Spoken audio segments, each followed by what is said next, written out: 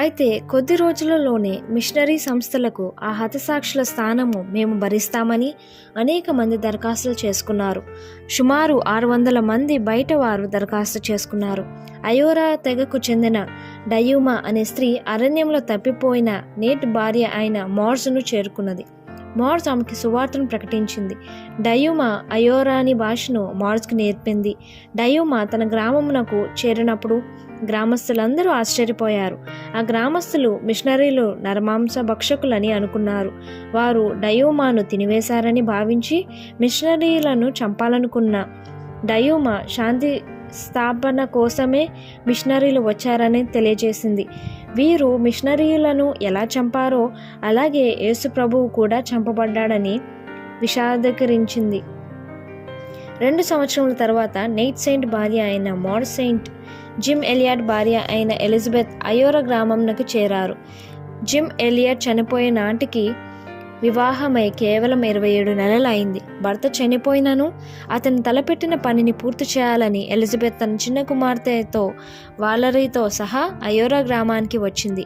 వాలరీకి అప్పటికి 2 సంవత్సరముల వయసు కూడా లేదు. వాలరీ తన తండ్రిని హత్య చేసిన వారి పిల్లలతో ఆడుకునేది. రేచల్ మరియు ఎలిజబెత్ జిమ్ హంతకులతో కలిసి మెలిసి తిరిగేవారు.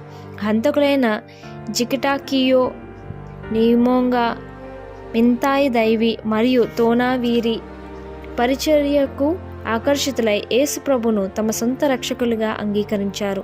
9 సంవత్సరముల తర్వాత మార్క్ వీరు అమెరికాలోని ఇడాహో రాష్ట్రంలోని నంపా నగరంలో ఉన్న మిషన్ ఏవియేషన్ ఫెలోషిప్ వారి కార్యాలయమునకు దర్శిస్తే నేట్ ప్రయాణించిన విమానంను చూడవచ్చు.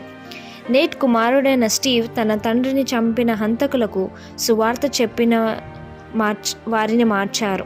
నేట్ బృందంలోని వాలరీ పాస్టర్గా పనిచేస్తూ వాల్టర్ ఫేవర్డ్ గారిని వివాహం చేసుకుని కరోలినా రాష్ట్రంలో సౌత్ పోర్ట్లో స్థిరపడింది.